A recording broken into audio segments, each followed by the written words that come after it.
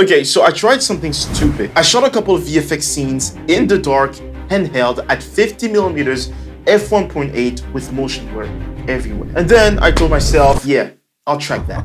Big mistake. So here's your idea. 2 characters, same actor. One shoots an energy beam, the other blocks it. And I decided to create most of the effects myself in Blender because apparently I'm allergic to easy wins. Why are you the way that you are? This wasn't a client project. Literally nobody asked for this. I simply did it as practice. Because as you may or may not know, I took a year off of VFX and I'm just getting back into it. I'm back! So I gave myself the hardest conditions possible on purpose. Low light, handheld, shallow depth of field, motion blur, and if I can make this work, everything else becomes easier. So first thing I did was tracking. And when I say tracking, I mean suffering. The first shot was almost impossible to track. That is impossible. But this is because I shot it at 50mm at f1.8. There's a shallow depth of field. There's motion blur, a lot of motion blur, and I'm moving like I'm filming a horror movie. I tried everything. Synthesize, didn't work.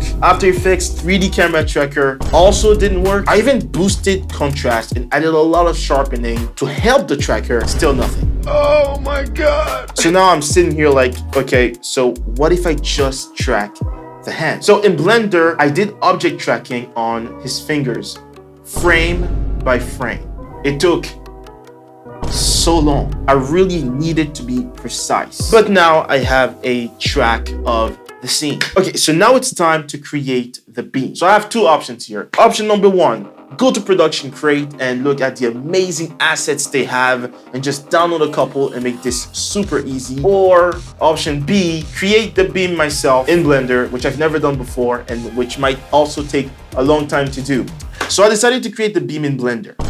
My first idea was particles. I just thought, hey, just shoot particles forward with strong velocity. So I tested it and it looked decent. But then I realized that to make it actually look good, I need like 10,000 to 50,000 particles. And my computer?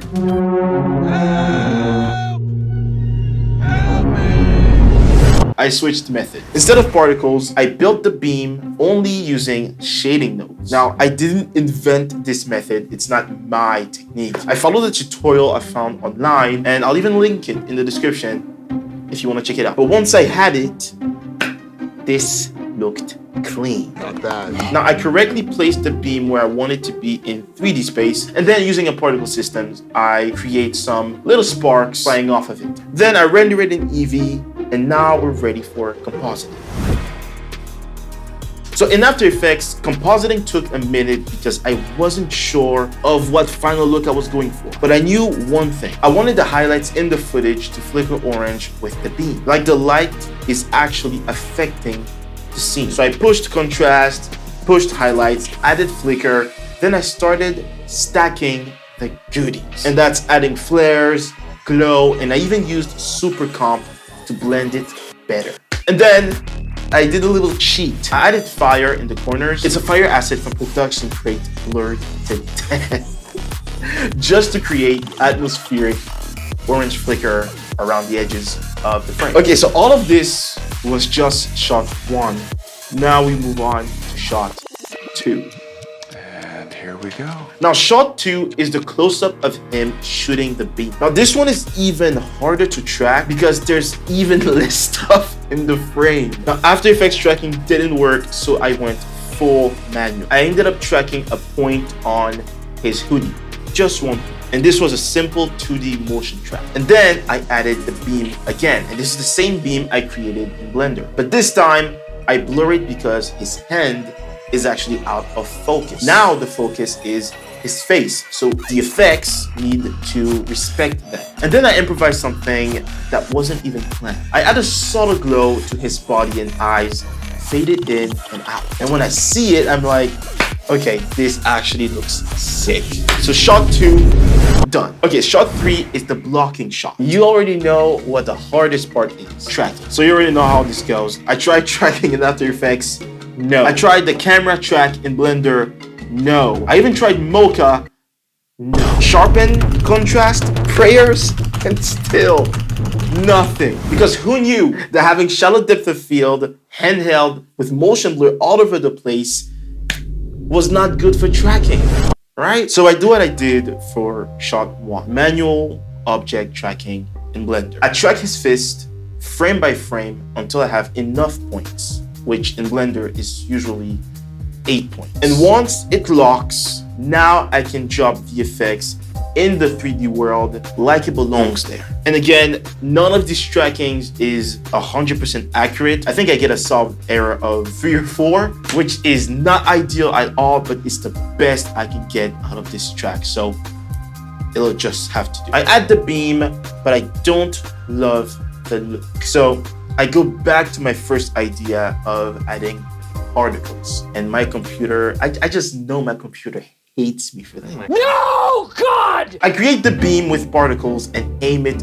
at him. Then I add turbulence so the beam spreads near the impact. And this is to show that it's hitting some kind of force field, which we're actually gonna create now.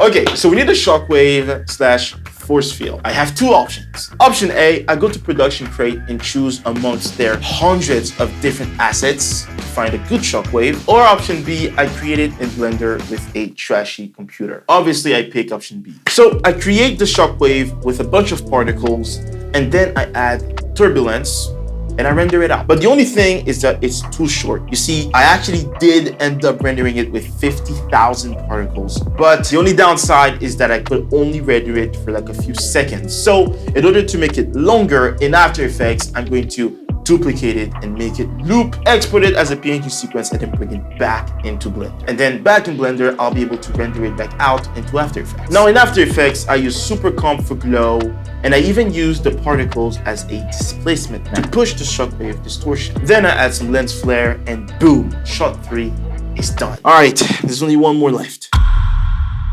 Shot 4 is the close-up block. And again, come here. You'll never guess what the hardest part is. Track, actually, no, this one was actually pretty easy because I only need a 2D track for this. So I ended up just tracking a point on his hoodie. I was done in like 5 minutes. Now I bring in the shockwave, the sparks, the beam interaction, super comp, some glows, and I add some heat distortion using Video Copilot's heat distortion plugin. But there's one small issue. We can't see his eyes. So what I do is I mask his face, subtract it from the force field, feather it, and now it feels like we're seeing through the shield. Clean, cinematic.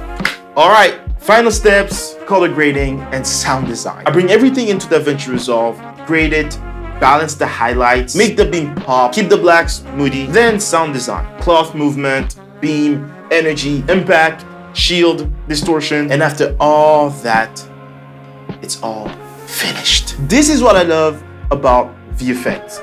It's not just about making cool stuff, it's about problem solving. It's taking something that's impossible in camera and forcing it into reality anyway. Even when the conditions are terrible, especially when the conditions are terrible, because that's how you get better. And honestly, that's also why I believe perseverance matters. Sometimes you don't get the clean path, you just get the one you have, and you learn to make it work. So, was all of this worth the effort? I'll let you decide. Drop a comment, was it worth it, and what effect I should attempt next. And one more thing, if you're wondering what these printed photos behind me are, that's because I'm working on something from Naruto. Try to guess what that scene is in the comments. Subscribe if you don't want to miss that one. All right, here's the final video.